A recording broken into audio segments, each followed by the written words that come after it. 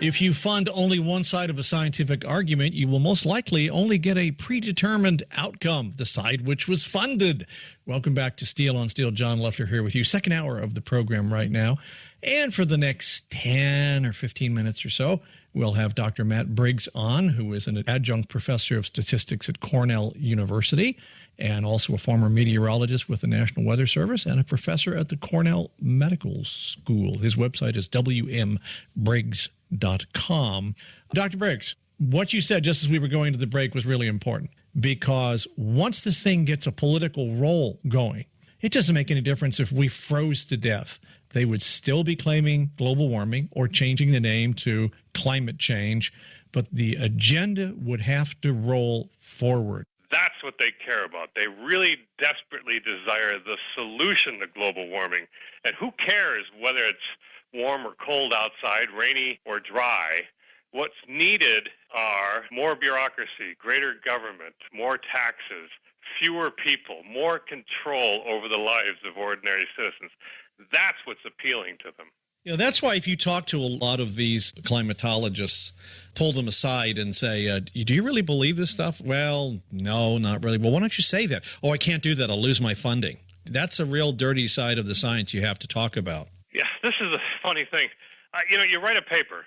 You as a scientist, you write a paper, and suppose you got money from an oil company. Now, nobody funds me. I want to tell you that I'm not being funded by any oil company or anybody. I'm an independent guy getting nothing for this.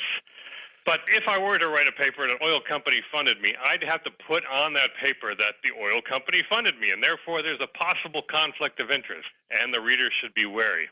But if somebody gets money from a government grant, they don't have to declare a conflict of interest. Government money is seen as pure and uncorrupting, yet the amount of government money compared to private monies is staggering. Vast differences in money. The government sets the policy. The government decides which studies are going to be funded. The government writes these requests for proposals for people to write grants, telling in advance what findings they would like, what theories they would like. And so it's no wonder everybody wants to get in on this. There are tens of billions of dollars over the past decade available for people who want to go along with this. People are a little bit too willing to sell themselves, I think. Remember Sandra Bullock in that movie where she's an FBI agent impersonating a beauty pageant participant, and everybody's saying, oh, they like global peace, world peace, right? And they say, what would you like to see? And she said, I like to see tougher sentencing for criminals and blah, blah, blah. And the audience is just stunned. And then she says, oh, yes, and world peace. And everybody goes, ah, and that's what it is. Because there are studies, I've talked to at least one scientist who said when you do these proposals for funding, you throw in a couple of paragraphs about global warming. You throw in the buzzwords, even though your study has nothing to do with global warming. Everybody wants to get in on it. There's vast amounts of money awash in the system. Eisenhower warned about this when he left the presidency. He not only warned about the military establishment, the sort of military-industrial complex speech everybody knows, but in that same speech, he warned what would happen were the government to get so involved and intertwined in scientific research. Politics now decides scientific results. Politics drives science. Not every area of science, to be sure. There's obscure areas of quantum physics, for instance, as I mentioned, and chemistry and all these other areas where politicians don't care about. But for these large-scale things like global warming, gender ideology, anything that have to do with human sexuality, all of these things, politics is really driving the science, and that's a shame. Well, since you proclaim yourself to be a data philosopher and an epistemologist, let me ask you a question. Where do you think this will finally end up? Because you and I both know that when a worldview, remember the old debate between Copernicus and Ptolemy on the model of the solar system? When a worldview gets to the point that it's about to die, its adherents actually get more shrill. And the drums get banged and maybe more people get executed or something like that. And then it just totally collapses and everybody says, well, why did we ever believe that in the first place? Are we going to follow that same trail, do you think, with AGW? I'd like to think so.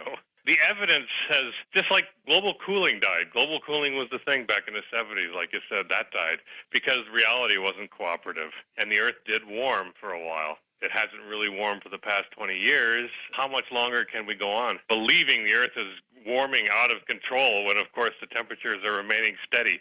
This is the biggest one we've had yet. It's not just the scientists. When you're trying to decide whether all of these epicycles are going to make good predictions of where Mercury is going to be, or you're going to use the Copernican model to decide where Mercury is going to be, not a lot of people have investments in that. But global warming is completely different. Global warming is wrapped up in the UN. It's written into so many millions of documents. Governments all around the world are vying for a piece of the pie. It's going to be very difficult for everybody to admit they were wrong about this. So how does it fade? I think the only way it fades is if people get distracted by something bigger and something worse, and that might not necessarily be a good thing. But I can't see any other way to eliminate this. Yeah, except unless, like I said, the temperatures, if they don't cooperate, say we're in a metacycle here of, 1,000 years, starting with the Middle Ages down to the moderate minimum, back to where we are. We're at the peak of this sine wave, and we're going down again. But you're probably right. That's the other thing I've noticed. Nobody ever does a mea culpa in these political issues. When the political issue dies, the people that were proposing it just go quiet about it, and they move on to another issue, and then a couple of years later, somebody will say, well, whatever happened to global warming? Oh, well, we used to believe that then, but we don't believe it now. So it just dies. But there's never any contrition, so to speak. And why should they? They're in office. They hold the power. Yeah, I agree. They'll say they were misled by the scientists. They'll throw scientists under the bus. Those scientists now who love to get their names in the headlines will suffer. But beyond that, not much will have changed. No, I agree. That's the scary part. It depends on what's going to happen in the U.S. with our election. It depends what's going to happen between us and Russia and everything else. All of these political things are coming together. I'm no expert on this. I can't tell you how that's going to play out, but I can't see it fading any other way. No, I can't either. And what's really disgusting about it is when you try to stand on the truth or ask the hard, just even asking the hard questions in the first part of this century got you a lot of calumny coming in your direction. I'm just asking the questions. Okay, where's the direct correlation? Can we show that? Well, the majority of scientists believe that. I don't care what the majority of scientists believe. I'm not interested in a vote. I'm interested in the studies that can clearly show this. And you catch a huge amount of garbage, and then nobody ever apologizes for the amount of abuse you had to put up with, you know? That ought to tell people right there it's more of a matter of religion than science. When you're not even allowed to question the ingredients of these models, of the physics or the chemistry or the observations or the statistics or something like this, and people start screaming at you instead, that tells you right there you're dealing with a religion and not a science.